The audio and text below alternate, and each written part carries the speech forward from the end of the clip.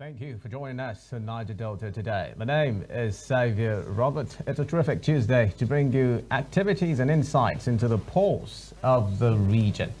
We're diving into one of the most enduring debates in the Niger Delta, which is talking about resource control and the issue of equity. How have the Niger Delta region been able to bring about some support to its clamors for equity in the resource control clamors in a region? We'll be looking at this, and our guest, of course, is on standby in Abuja studios to bring us some insights regarding this particular issue, as we'll be trying to tie this to the issue of regional stability and what voices from the Niger Delta are saying. Well, I guess today, of course, as I told you earlier, will be joining us in Abuja. But to do this with me, my co-host, Stephen O'Day, is next to me. Stephen, good afternoon to you. Welcome. Good afternoon, Xavier. How are you doing? Okay. Terrific Tuesday. It's a beautiful Tuesday. Indeed. So let's get started. Into it. Story of interest. Yeah. So, in our story of interest, we will delve into it, where the retired police officers have staged peaceful protest across several states demanding immediate exit from the contributory pension scheme. The protest held in Abuja, Edo, Plateau, Kwara, and Cross River State. In Benin City, Edo State SP Anthony Nacho described the scheme as a killer disease, citing poor payouts that have left many in poverty. The protesters said some retirees received as little as 2 million naira after serving the nation for 35 years, blaming their financial hardship on the contributory pension scheme. In Abuja, protesters defied the rain to march to the National Assembly, calling for President Tinubu's intervention. In Jos, retirees said they had been used and dumped, while in Ilari, they described receiving as little as 30,000 naira monthly after retirement. The retirees want a separate police pension board and full payment of gratuities. The Inspector General of Police, Kayode Ekpetokun, has promised to engage relevant authorities, but says the police cannot unilaterally exit the scheme. Let's take a look. And those ones who are not dead are dead working people. They are working dead. So we decided today that the Nigerian people will join hands with you to fight this battle once and for all. A situation or a family that has up to 4 children and you love 3 and then you hate 1, it therefore means that there is bound to be quarreling and fighting in that very family. You love the military, you love the DSS, you love the civilians that are working in the National Assembly, that all these people, they were exonerated, they have gone out from contributory pension scheme, leaving behind the police that have been sleeping in the bush, sleeping in the forest, sleeping in the rain. Oh, till 2004, I was not given 10 kobo. I did NYSC. I was only given paid from 2004 to 2017, and I was given 2 million naira. I become a nuisance to my family. I'm a nuisance to my neighbors, and I'm a nuisance to my immediate family. Then where do you want me to go? I can't eat. I barely eat once a day. Sometimes I take common lifted to survive that day. Well, it's really a touching story, Stefan. Yeah. I mean, when we look at how the police system is structured in the country, you'd see that for a very long time, the police have been one of the most underpaid arms of the forces that we have in the country. And I still remember that it dates back to when Musa Yar'Adua was president. He was the one that stepped up the funds or salaries that policemen received in the country. You know, as far back, a police sergeant would be earning as low as 10,000 naira, and you're beginning to wonder, where is this going to take him, and how is he going to cope if it's a family man with children? It was really a sad one. But then the former president, who is now late, God rest his soul, raised that amount and to something commensurate. I think sergeants started earning about 80,000 naira from the new scale of salary that was proposed. And ever since then, there have been still calls like Oliver Twist for more. And this the is about economy the is changing, contributory. so they have a right to call for more. Yes, this is We a go to the contributory- market, the price of Things are food really high. So what do you things are really expect? You high. can see what the man is saying, that he has been a nuisance. It's even for an adult like that to be weeping, he's been a nuisance. And, you know, it's really touching. And these are people that are helping to keep the society safe. So where do we go to if these people are not pale with, before you know it, they involve themselves in devil vices? Though it's not an excuse, but to, you know, whatever all this kind of thing, we should actually take a look at their welfare. Indeed. It's really very important. Another very important aspect, Sifan, is what this proper pay does to their morale. I think it's a huge morale booster when you know that these men who are responsible for safety of lives and property in the society are well catered for, and they have one thing less to worry about. When they go out there, they go out with their full commitment and ready to sacrifice whatever it is to ensure that everybody is safe in the country. And if they're not treated well, I think it actually reflects poorly on the institution that they are representing. And this is about contributory pension, and they are asking for them to be moved out of the current arrangement for a specified police board to be created for their pensions, and they'll be able to receive their monies as at when due. And the other man said he received 2 million naira. That's really powerful. It is really sad when you consider serving for 35 years and then you have to have 2 million naira as pensions in the current economic situation that we are dealing with. So I feel it is really needful that the authorities involved would respond swiftly to this. But meanwhile, the Nigeria Police Force has raised the alarm over attempts by certain individuals to hijack the ongoing peaceful protest by retired police officers demanding improved retirement benefits. The protesters left the National Assembly to block the entrance gate of the force headquarters. The retirees rejected pleas to vacate the police premises. According to a post on X on Monday, the police said the integrity of the demonstration is being threatened by elements with ulterior motives who are allegedly inciting the retirees against peaceful engagement and promoting confrontation and disorder. While acknowledging the legitimacy of the retirees' demands, the police warned against the influence of disruptive actors attempting to exploit the situation for selfish or political gains. This is actually the spokesperson for the police. Adejobi had responded to the ongoing protests regarding the pensions contributory scheme, and is saying that there are elements that are about hijacking that's always an excuse. That's always the usual excuse. We don't know.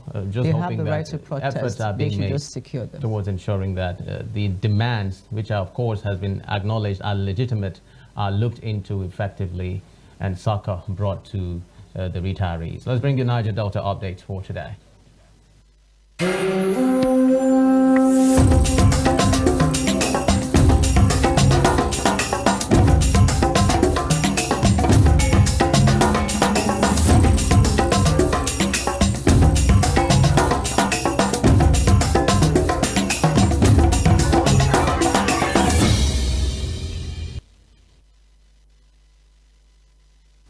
Let's begin from Calabar, where the paramount ruler of Calabar South local government area, Etubong Nyongefyong Okunetemewa, the one, has called for the release of the House of Representatives report on the $56 million dredging contract for Calabar Port Channel awarded in 2006. The monarch, speaking during a study tour by the Senior Executive Course 47 of the Nigeria Institute for Policy and Strategic Studies, NIPSS, to the Nigeria Inland Waterways Authority Calabar office, said the project remains uncompleted despite multiple contracts and full payment to contractors. He warned that the prolonged delay has slowed economic growth, forced cargo diversion to Lagos, and weakened the region's ability to attract investment. Etubong Young praised President Tinubu's commitment to upgrading the Calabar port and also commended Governor Basir too for partnering with the federal government to attract projects and investment to Cross River State. Next in Niger Delta update, the Rivers State Police Command has recorded a major breakthrough in the fight against human trafficking.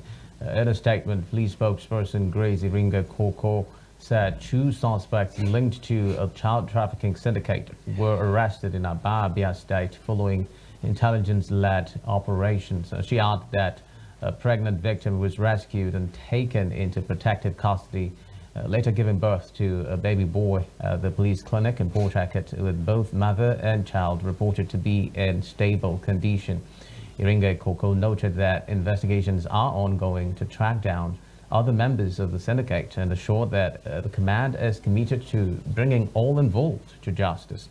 And while the Commissioner of Police, CP Oluwenga Adepoju, reaffirmed the command's commitment to public safety and urged residents to report all suspicious activities to the force. And in Rivers State, the State Police Command says it has launched an investigation into the killing of Chief Ferdinand Dabiri, the Vice Chairman of the Obele Council of Chiefs in Emuaha local government area. Chief Dabiri was shot dead during a meeting in Amuawoka village by gunmen suspected to be cultists led by a suspect identified as Cairo, causing panic as other chiefs fled. A police spokesperson, Grace Iringa Koko, disclosed the public will be updated after investigations following confirmation of the incidents by the chief's son. Lastly, on Niger Delta updates, Delta State Governor Sheriff Oborevori has urged calm amid rising tensions between Isekiri and Ijaw communities over INEC ward delineation in Warri.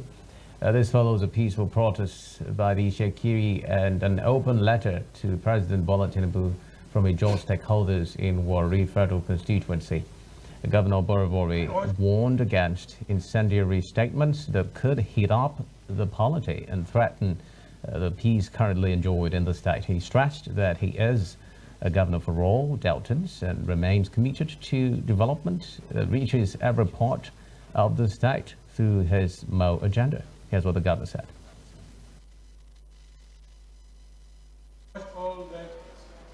Especially in Warri Federal Constituency, remain calm and law-abiding as the issue arising from the INEC ward delineation are being handled by the relevant federal authorities.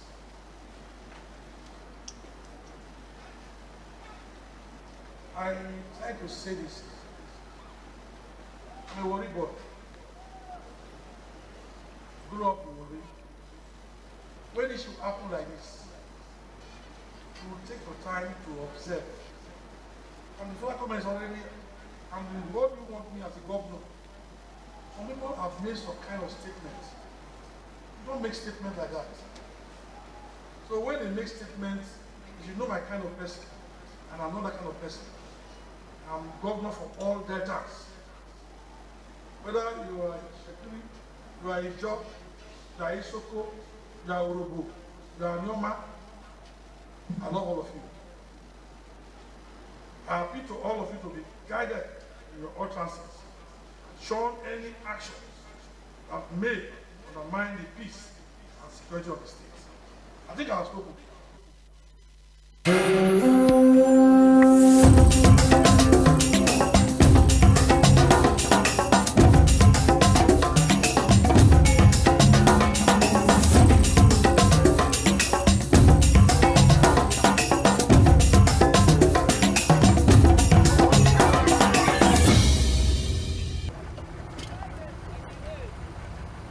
It is approximately 68 years since crude oil was struck in commercial quantity in Otuabagi community in Obia local government area of present-day Bayelsa State.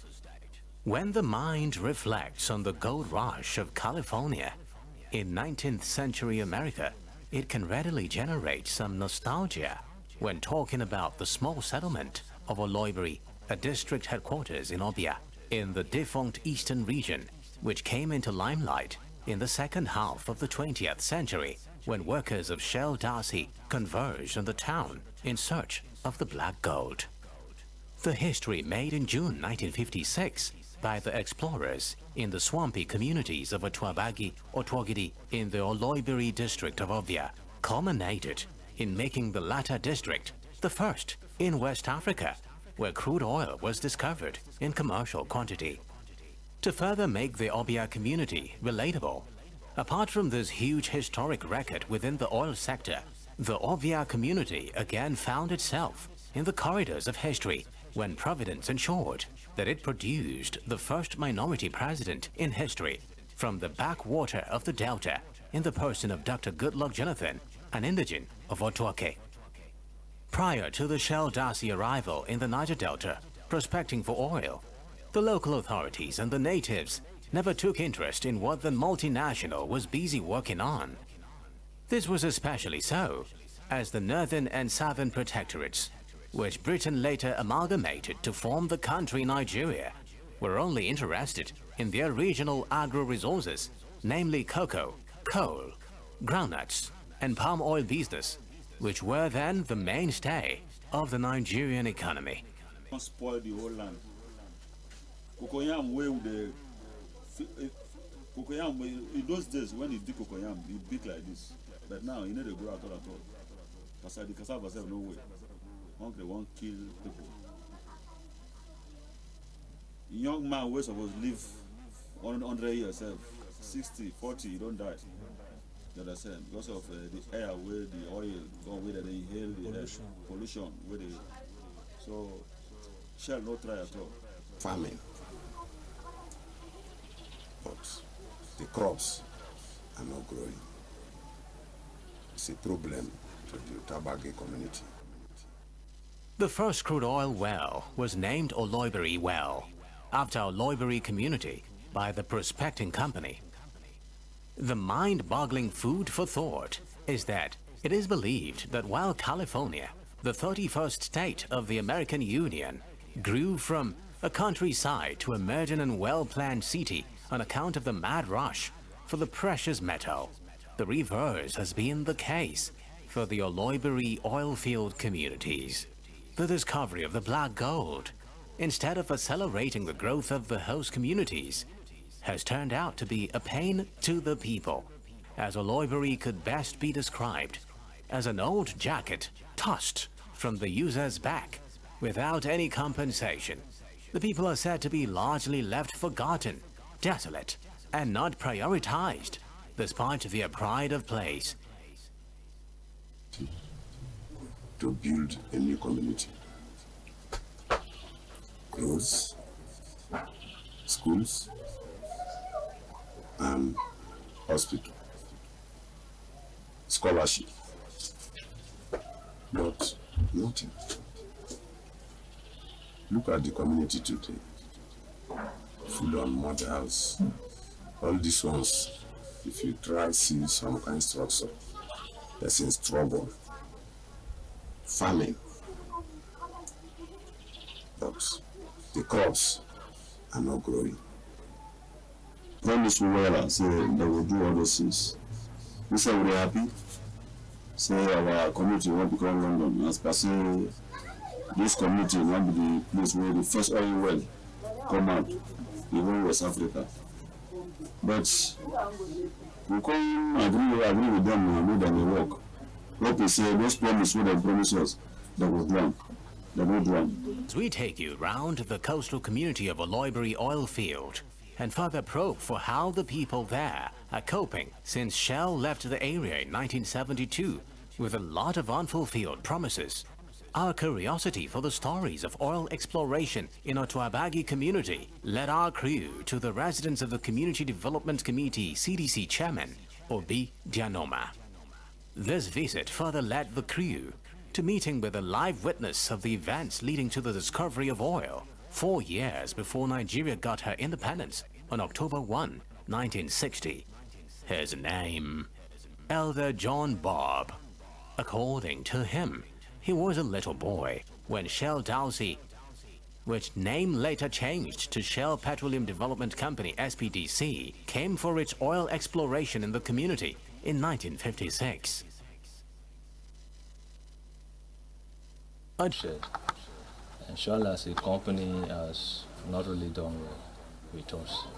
Otuabagi community is the first community where oil well is found in commercial quantity, known as the Oloibiri Oil Well 1, that was discovered in 1956. And as you can see for yourself, Otuabagi ordinarily ought not to be like this. We are lacking so many things. And from the best of our ability, Shell has not done well with us. If you look around, we don't have good schools, or even though schools are not entirely the responsibility of Shell. We know that school is based from government, but yet Shell as a company have what we call corporate social responsibility, and which Otuabagi as a community we have not really experienced it from Shell. We don't have any good hospital. The only hospital we have is a cottage hospital, which from NDDC, not from Shell. And time to time, they come, and for the past period now, Shell has left us, and we have not really gotten any immense benefits from Shell so far. A gigantic water tank stands in the community, but ironically, it has reportedly not provided water since it was erected by the administration of Chief Temipre Sylvia. Water, they say, is an essential commodity to life. But in Otuabagi community, the community that launched Nigeria into the global oil market, there is no single water to drink. This one is what they drink, gotten from the canal. And unfortunately, the same canal serves as a toilet. As they see this community, so hospital no there, water self no there. Now river water now they drink. They put alum, and alum they damage some part of the body. Otuabagi community reportedly has approximately 18 oil wells oiling the wheels of the Nigerian economy, but it is a metaphor for neglect because of obvious lack of basic social amenities in the area. According to respondents, the discovery of oil in the area altered the natives' lifestyle, as farming and fishing, which were their means of livelihood, were no longer fashionable due to the exploration and exploitation of crude in the area. Efforts have been made to provide the area with some notable infrastructure, but somehow these projects managed not to see the light of day. In 1981, former President Shehu Shagari laid a foundation for oil museum in Otuabagi community, but according to the natives, it was abandoned. Several years later, former President Olusegun Obasanjo also laid another stone for Petroleum Research Institute, which was also allegedly abandoned. Many years later, former President Muhammadu Buhari laid another stone for Oil Museum, which again was abandoned.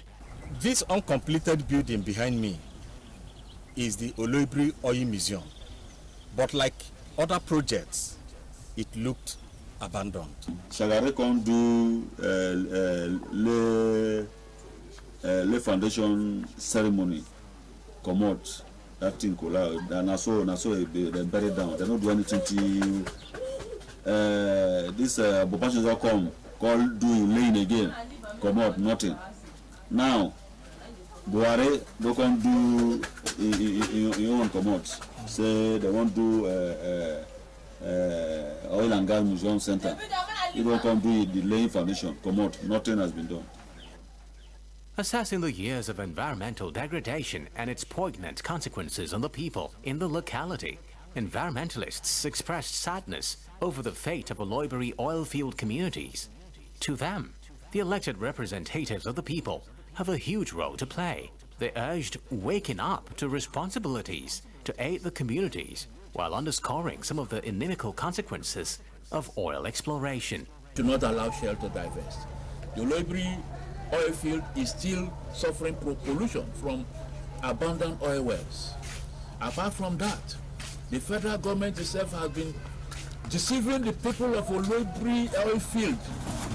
Every 20 years, they deceive them. In 1981, Shagari came there and laid the first foundation for oil museum. Then in 2001, Obasanjo came and laid another foundation. 20 years. Then, only recently, through Buhari, the Minister of State for Petroleum, Timothy Silva, representing the federal government, came and laid another foundation for the same oil museum, Oloibiri Oil Museum. And the people have counted to us, the Otuabagi people, the Ogbia people, that every 20 years, the federal government has been deceiving them about this so-called oil museum. We hope it will come to pass, because only a few days ago, we heard that the Nigerian Content and Monitoring Board, Nigerian Content Development Monitoring Board, has signed an MOU that the Oloibiri Oil Museum will be completed in 30 months. And when they say start in 30 months, we take it with a pinch of salt, because Babangida in his administration told us that he will complete the Okaki to Brass Road in 48 months. And up till now, the road has not gotten to Brass. While bigger wins are hoped for in Otuabagi, the little ones will for now be celebrated. An Obia High Court sitting in Yenagua had in March 2024 ruled that Otuabagi community is the host to the first oil well, where the resource was discovered in commercial quantities in Nigeria. Presiding Judge Justice Simon Amadoboga, who entered the terms of settlement reached by parties following mediation by the Jaw National Congress INC as consent judgment, also ruled that Oloibiri Museum and Research Center be sited in Otuabagi, the birthplace where crude oil was first discovered in 1956. The suit was instituted by Oloibiri community against the Federal Republic of Nigeria, Bayelsa State Government, Nigerian Content Development and Monitoring Board NCDMB, Shell Petroleum Development Company SPDC, Otuabagi, Otuagiri, and Opume communities. The court further ordered the Oloibiri community to desist from demanding a relocation of the museum and research center project, or any part thereof, since the earmarked project can only be sited where artifacts such as the first oil well are located. The development went on to later arrest an 8-long contradiction over the rightful owner of the land where oil was first discovered in commercial quantity and quality in Otuabagi community in Obia local government area of Bayelsa State of Nigeria in 1956.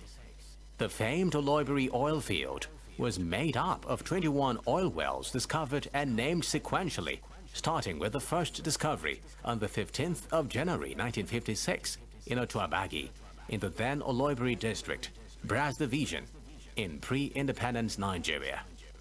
Recall that in 2021, the federal government approved the siting of the Museum and Research Center project in Otuabagi, Otuagiri, and Opume at a cost of 117 billion naira and was being developed by the Petroleum Technology Development Fund (PTDF), NCDMB, and SPDC. The project was to commence immediately since 2023, but were stalled by litigations from the various communities around Obia local government area over who should be the original host community of the multi-billion research center. Legal experts have hailed the judgment as appropriate, reflecting and representing history correctly, while also setting the record straight.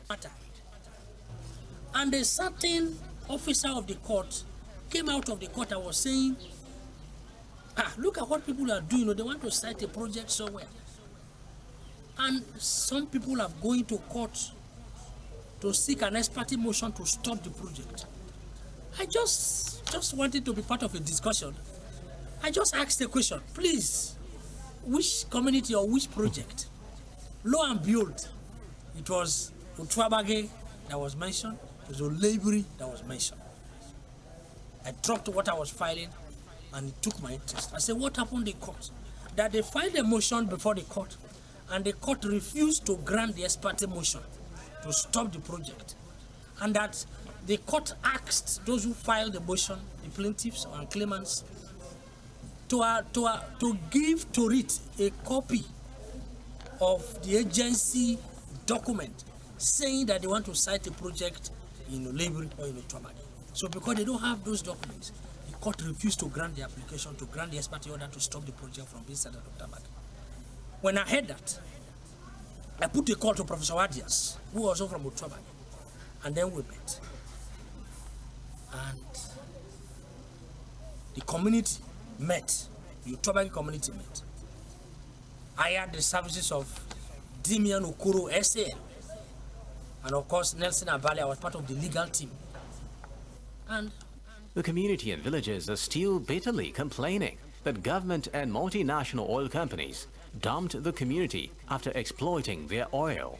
The town is believed to not be living up to expectations as an area where enormous wealth was discovered, as it is still said to be looking desolate, with drought in electricity, potable water, and good roads.